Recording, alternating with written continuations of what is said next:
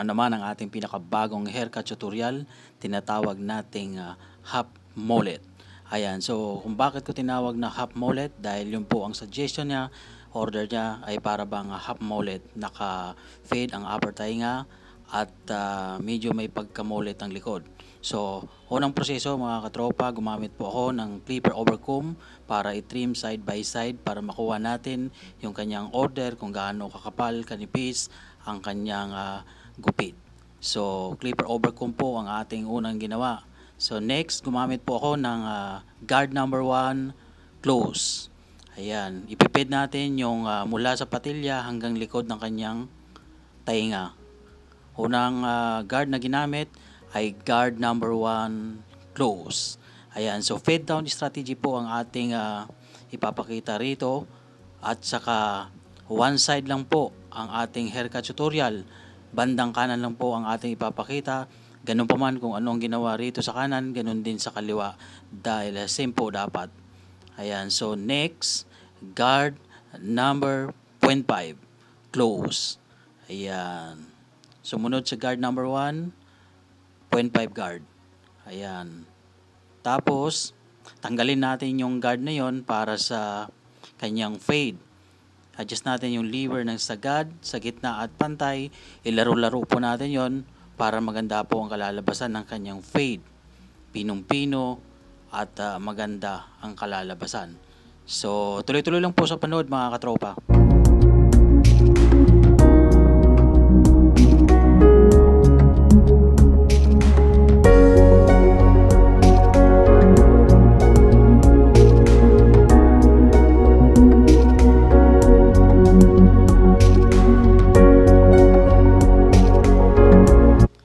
So next, clipper over comb para i-trim natin yung nasa taas ng dinaanan ng ating guard number 1 para bigyan na natin ng magandang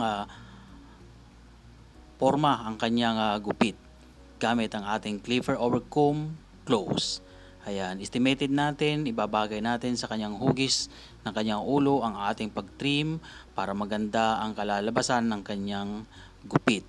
Ayan, so suggestion niya mga katropa ang tawag sa gupit na ito na para bang half mullet daw. Ayan, yung naka-fade ang kanyang patilya, upper patilya hanggang sa likod ng tainga at may pagka-mullet. Siya nagbigay ng pangalan ng gupit na ito na para bang parang half mullet daw. So, intindihin natin yun mga katropa dahil sa kausuhan ng ating mga client. Ayan, so clipper over comb, itrim po natin or tanggalin natin yung makapal sa kanyang sa taas ng dinaanan ng guard number 1 para maganda na po tignan at magkaporma ang kanyang gupit. So itrim din natin, medyo bawasan natin yung kanyang likod para hindi ganong makapal at tignan ang kanyang likod. So one side tutorial mga katropa ang ating ipapakita sa video ito.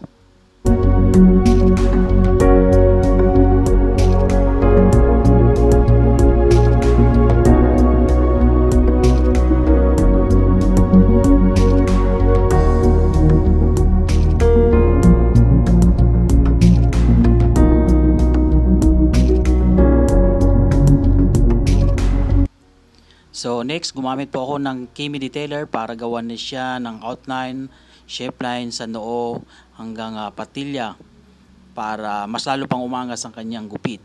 Ayan, siguraduhin natin na maganda po ang kalalabasan ng kanyang curve patilya at ang kanyang bevel para dagdag angas sa mga gupit. Ayan, so tuloy-tuloy lang po sa panood mga katropa. Kahit papano makakuha kayo ng idea lalong-lalo na sa mga bagong nag-aaral gumupit. Ayan. So, panoorin maigi mga katropa.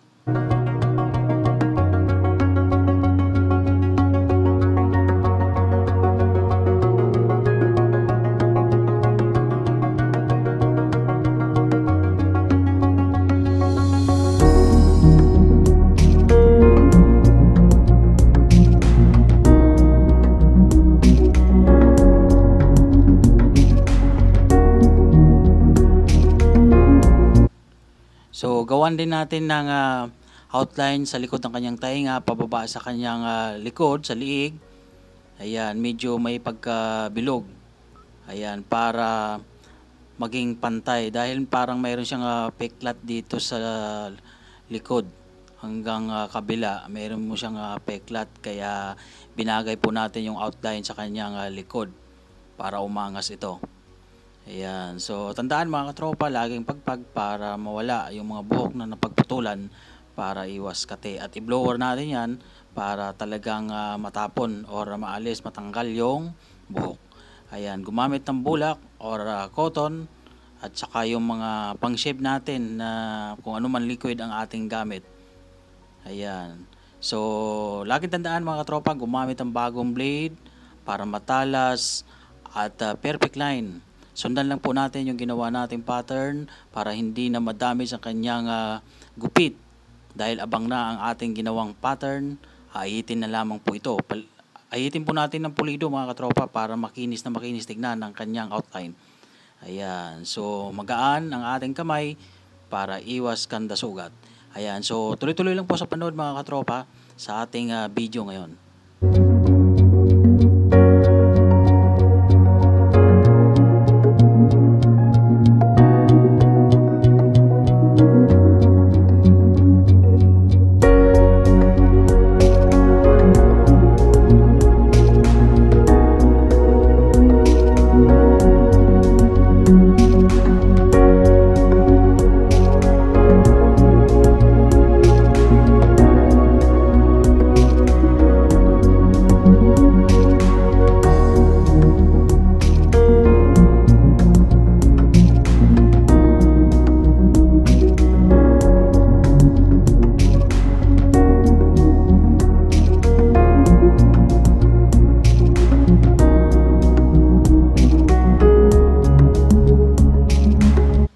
So tuloy-tuloy po tayo mga katropa, clipper over comb para sa trimming ng kanyang top hair hanggang likod, paikot.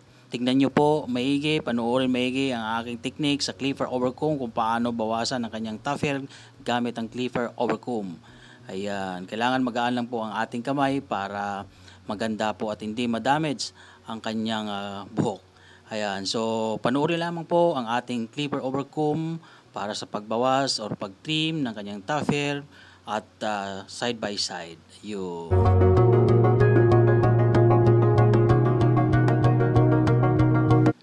At sundan kaagad natin ng scissor over comb para sa puliduhang trimming sa kanyang top hair hanggang likod or paikot.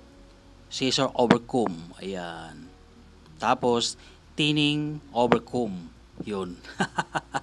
Thinning over comb. Ayan, ititining natin yung mga makakapal, ipantay po natin para mabalance ang kanyang buhok sa taas, sa gilid, yung mga dapat itining natin. Pitik lamang po yun mga katropa ang ating pagtining dahil halos okay na siya. Ayan, so gumamit ulit ng clipper para yung mga natirang dapat pang putulin gamit ang ating clipper over comb. Ayan po ang ating purpose kung bakit tayo gumamit uli ng clipper over comb. Ayan, kung ano man ang ikaganda ng ating gupit ay gamitin po natin para sa ikaganda ng ating gawa. Ayan, so gumamit ako uli ng scissor para sundutin yung mga dark na nakikita natin paikot. Ayan, para maganda po tingnan ng transition ng kanyang fade. Ayan.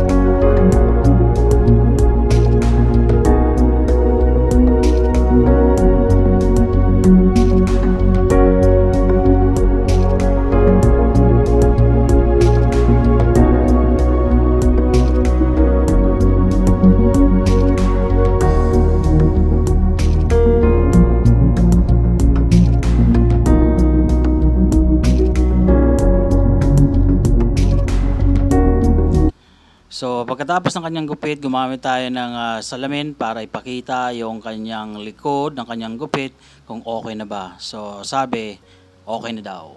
Ayan. So nagawa natin yung kanyang gustong gupit. I-blower natin ngayon para mawala yung mga buhok na pagputulan natin kanina. Ayan, dahil huhugasan natin ng kanyang buhok, shampoohan para magawa natin. Dahil meron po tayong dagdag service na kumbaga yung ating hot towel or shampoo muna. Ayan, shampoohan po natin. Pagkatapos yan, yung complimentary massage natin at saka yung hot towel at saka yung facial face. Yung mukha niya, lagyan natin ng lotion, sabay massage, and then hot towel yun, mga katropa. Ayan. So, shampoohan natin para malinis ang kanyang buhok. Ayan. So, kailangan ang pagsashampoo, pag-a-apply mga katropa, iwasan natin na mabasa ang kanyang mata at mapasukan ng tubig ang kanyang tainga. Kaya tinakpan natin ng towel yung kanyang mata hanggang tainga para hindi po malagyan ng tubig. Ayan, siguraduhin natin na masyampuhan lahat para perfect ang ating gawa. Ayan.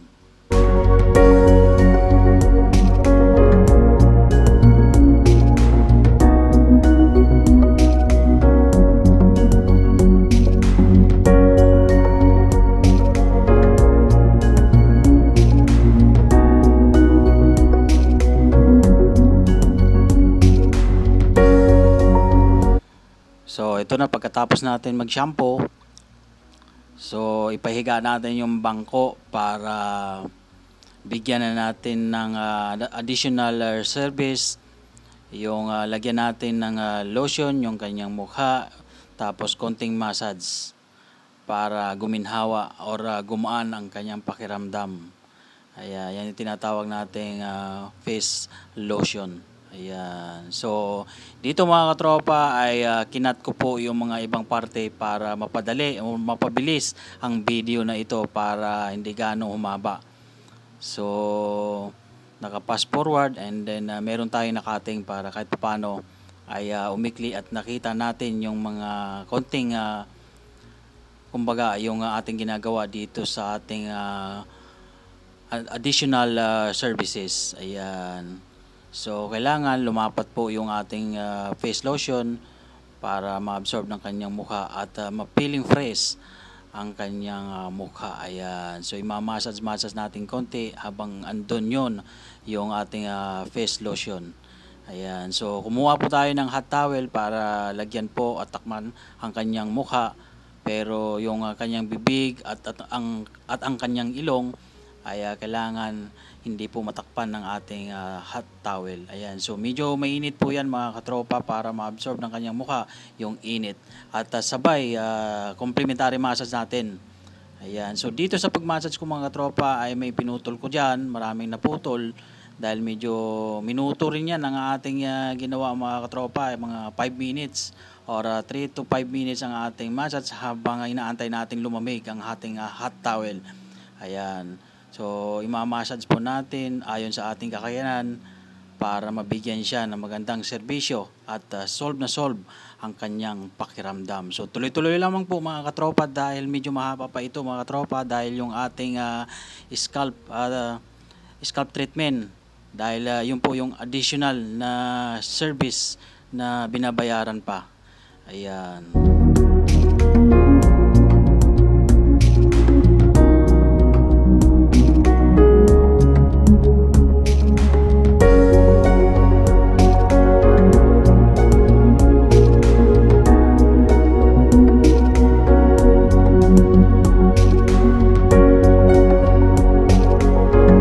So, pagkatapos niyan mga tropa, i-apply natin yung additional services na binabayaran nila na kanilang request.